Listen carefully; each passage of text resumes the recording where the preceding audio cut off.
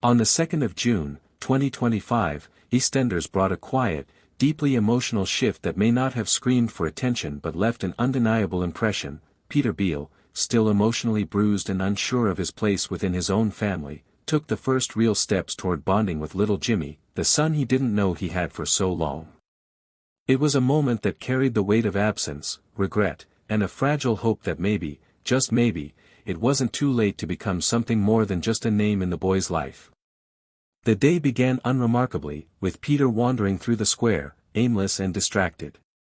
The fallout from Cindy's death still hung thick in the air, a reminder of all the unresolved trauma tied up in the Beale Branning history. Peter wasn't just grieving her loss, he was also reckoning with everything he'd lost along the way. Time. Connections.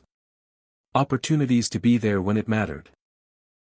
And now here he was, surrounded by a family that didn't feel like his anymore, looking at a child that carried his blood but not his memories.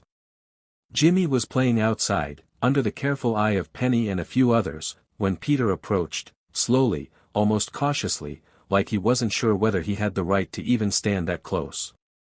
The child was chasing a toy car along the edge of the pavement, utterly absorbed in his own little world, and for a moment, Peter just stood there, watching. There was a strange stillness in him, not the indifference he often used to mask his uncertainty, but something quieter, more reverent.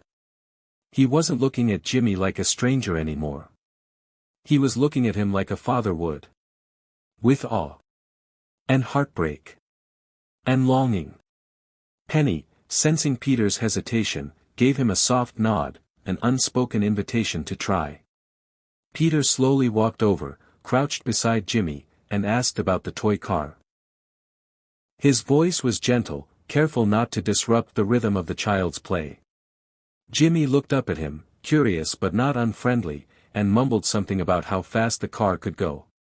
It was a small thing, an ordinary exchange, but for Peter, it was monumental. He smiled, and for the first time in what felt like ages, it wasn't forced. They spent the next several minutes playing side by side. Jimmy was surprisingly open, maybe because he was too young to hold grudges or recognize emotional tension.